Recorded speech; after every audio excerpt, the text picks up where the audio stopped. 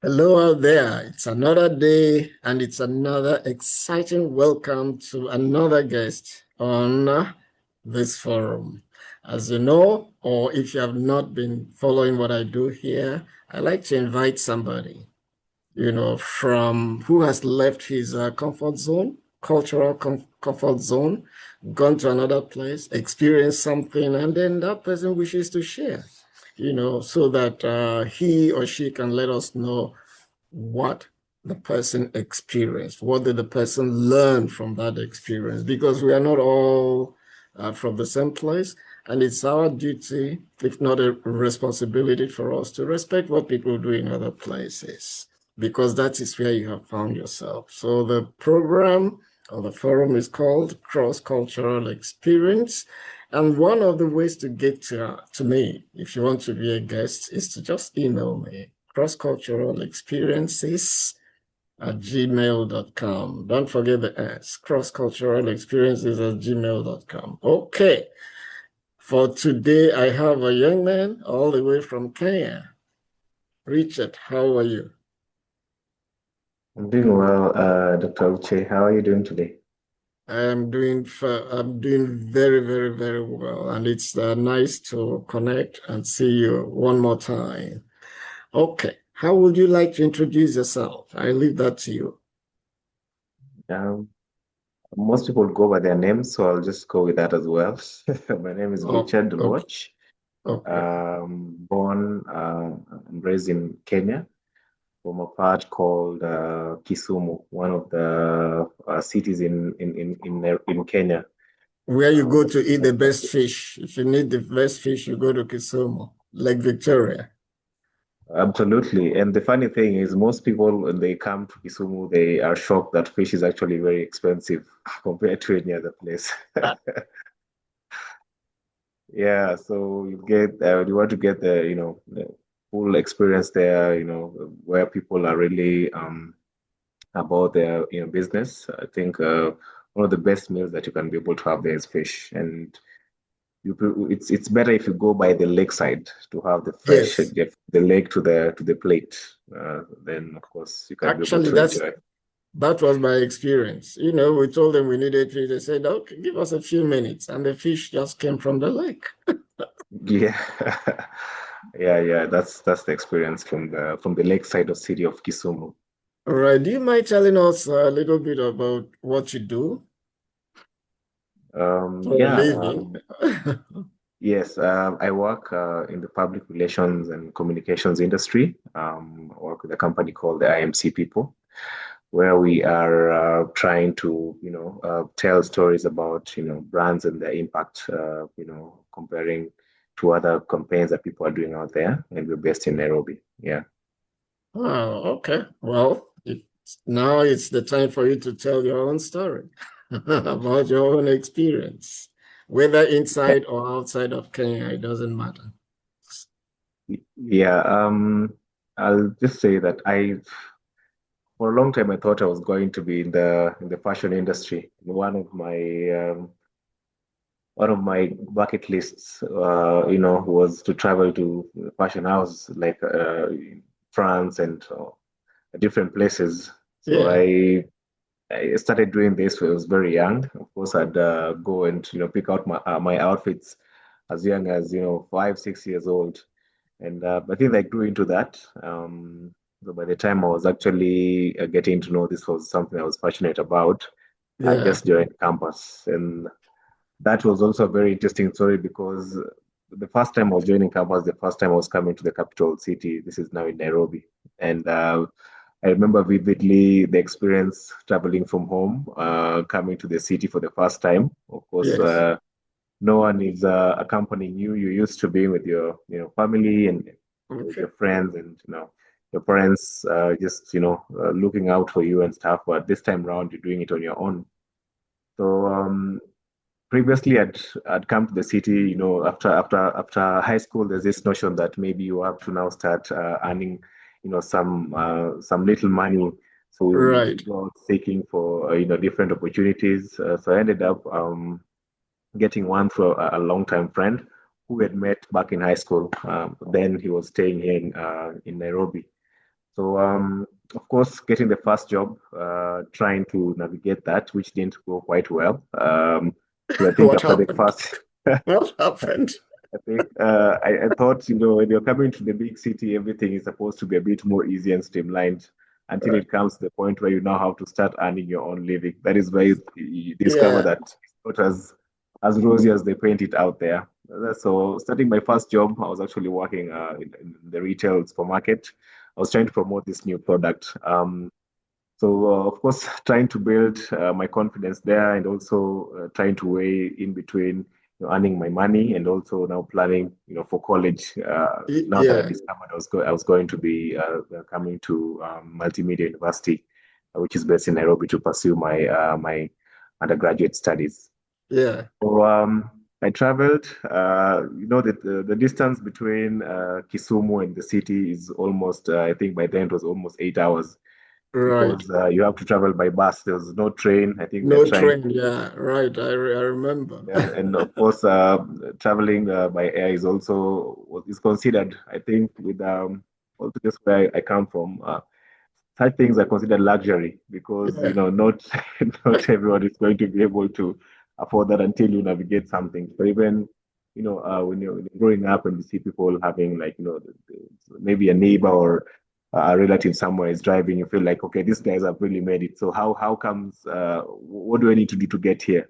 So Yeah. I have the 8 hour bus drive to the city. I have this my suitcase and my luggage intact. I get to the city center, and first of all, I'm very perplexed. I'm like, this place is very busy. No, everyone is about their business. No one is going to Paying ask you attention where to you're. you. No one is coming to help you with your luggage. Say that someone is trying to carry it for you, and if you're not very careful, it's already disappeared into the crowd there. So Oh you my have also goodness. keep up with the the guys who are supposed to be helping you move around Yeah. within town. So I walk all the way. Actually, took these guys. They push these carts. In Yeah. Kenya, they call them mkokoteni. Mkokoteni. Okay. The cart, Mkokoteni, the push. the carts, Okay. Okay. exactly. So it's actually a very huge business in town, because they even Yeah. have, like, form these small circles and organizations that are able to look out for the welfare of this small economy. Yeah. So this guy is pushing my cart. He's pushing the cart with my suitcase, and I'm literally running after him, because they're walking very fast. You Fast. know, the town is very busy. It's packed. So if you're not careful, this guy might make a wrong turn or another turn, and you're And left. then that's it. They don't say anything. So it's your job to really, like, keep up with him as you try to get your stage. So the city, actually, the CBD is where it's the central business district. So if you want to access any different routes, maybe Yeah. going to a different part of the city, you always have to go through the to the CBD, And then until they were move from able to. there. Okay. Exactly. So you take one, we call them, the buses are called matatus here Right. in Nairobi. So you take one to the CBD, and then you take another one to a different Wherever you're direction, going. whatever. Exactly. Okay. So you can imagine buses in town, people, lots of people in town. It's a bit chaotic, if you think about it. So everyone is trying to go about their business. Yeah. Um, this guy walks all the way to the bus stop where now I'm getting my buses to the different destination, and he puts my suitcase down, but he withholds my bag, like my backpack, because I Yeah. had put them together, right? So I asked him, Okay. okay, how much is it going to be? He's like, this is going to cost you an X amount. So I was like, well, I give him the money. Then he's like, no, that's not enough. We've been able to move through traffic. I've been able to walk so fast with you. I think you need to add more money for for this experience. I'm like, why? Why would I need to do this? Then they have this thing of trying to harass you, and make you want to spend extra. So they're either gonna Yeah. threaten you, like, maybe they're going to invite my friends over here to come and rough you up or something of the sort, or we're going to be Especially able when to. they sense that you are not a city person, that you have just Exactly. arrived. Okay. Yes, and most of them have this. They have this skill of knowing who's a fresh, let's say, a freshman in the city. In the They have a city. way of just profiling you and coming straight to you without you knowing. In If you're not Nigeria, careful. we call such people Johnny just come. That you have Purely just just Johnny, Johnny, that John has just arrived. Okay, sorry, go yes. ahead. So you might be approached by even four people at a go the moment you're like just lighting the bus, and they Yeah. already everyone wants to be about you now. They want to help you carry something. They want to show you direction, and the best person to ask for direction in town or rather in the city is maybe a police officer or a traffic Okay. marshal, because Yeah. they'll be able to direct you to the right place. If you just go Yeah. randomly stopping people to ask for directions, they might end up going with you somewhere else and taking advantage of maybe robbing you of stuff. But it's a good thing because I think things are changing now as Okay. compared to when I came to the city. Now I Okay. think What, a what lot. what happened? The guy was still holding your bag. Yeah. Yeah, so this Did, guy threatens to call a group of his other friends and yeah. try and get more money for him. So luckily enough, the tout who was just getting stuff onto the bus realized that I did not know my way around. So he came and was like, Oh, be able to like speak this. The local language is called Sheng. So it's a Cheng. Okay. mixture of Swahili and English. So they Just come like up they with do pidgin English in Nigeria. exactly. Okay. So he's able to talk to them about this and don't take advantage of this guy. We can tell that he's just trying to find his way around town, and plus he's going our route. So let me just figure this out. Then this guy's disappeared. So that Okay. was my first experience, and Yeah. I forgot to also tell you that my phone was stolen. It was a pickpocket. I don't know who came from where. I was walking through, going through town with this same guy who's pushing the cart with my luggage. Between alighting the bus when I go to the city and getting to my destination, Right. I did not have a Your phone, phone so was I don't. gone. It had disappeared. But that was my welcome, and every time I tell my cousins make fun of me that there's this he's one of the renowned artists in Kenya. He actually made a song out of past experiences in the city. The So it's called city. Yeah. Karibu Nairobi. So he Okay. talks about all these Welcome to things, Nairobi. exactly, yeah.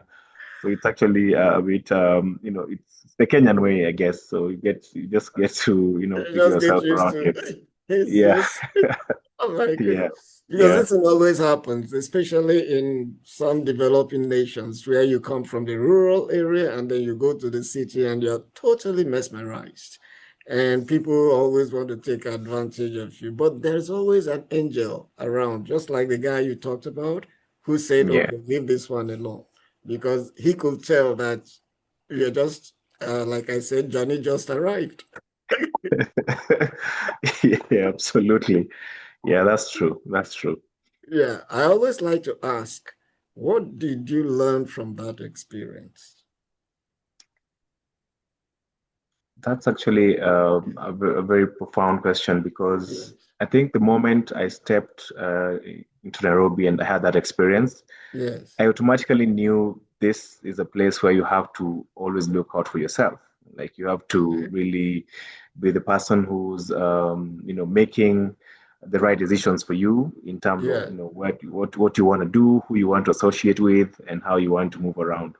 I think it gave me that idea of independence immediately, okay, because I knew most of the things that I needed to do, or if I needed to get by, I'd have to really rely on my own instincts, and also just figure it yeah. out by day. Yeah, And so it taught you that, look, this is a totally different environment.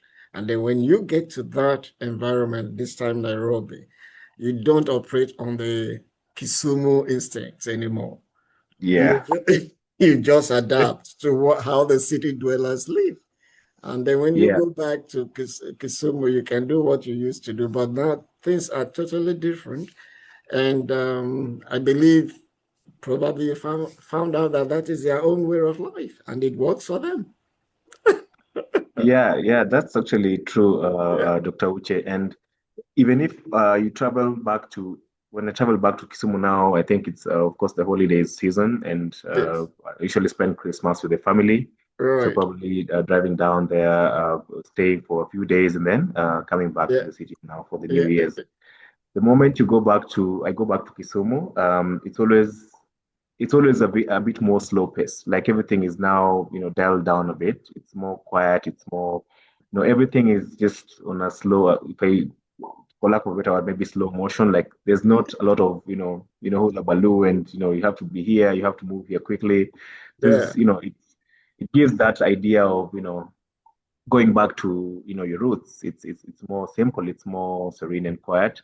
Now when you're Yes. coming to Nairobi, people always say that in Nairobi people come to hustle you. This is the place where you're coming to make your Yeah. maybe money or your living. Then when you go back home now, you get to relax, maybe invest Right. here. You And have to yeah, unlearn what you learned in the city in order to now exactly. adapt to your roots. Yeah. Wow. Okay. This I think your story will be very interesting to people who have come from the rural area to the city, or people who are planning to come, to know that the city is totally different. It's totally different. Absolutely. It offers you something probably you will not even understand, even the bus you're taking. I had experience when one of my brothers came to the city for the first time in Lagos, and I told him, look, we have to be very fast in getting to the bus. And he said, oh, no Yeah. problem, no problem. So the first bus arrives. Before I knew it, he was already inside. I had to start pulling him out. All buses don't go in the same direction. So we have to determine which bus goes to. It was a hassle. In fact, he came out through the window because people were Well, jammed, you know. that So, must have been an experience. African city life offers you the kind of excitement you don't get anywhere else. I absolutely. That's very true. That's very true. Yeah. Okay, I want to thank you, for your time, sharing your experience, from the rural area to the city itself. And I want to wish you well in what you do, in your public relations work. And I'd like to say that please don't lose your connection to the fashion world because I see the shirt you're wearing is quite fashionable. So maybe you still have it in you. And for any other Absolutely. person who wants to be my guest, please, the address to use is crossculturalexperiences at gmail.com. Don't forget the S, crossculturalexperiences at gmail.com. And then I'll get in touch with you and then we can, connect. And then you'll be my guest. And maybe you have another rural area to city experience or whatever it is. All Yeah. right, Richard, thanks again and enjoy the rest of the day. Thank you very much, Dr. Uche. Have a lovely day. Okay, bye.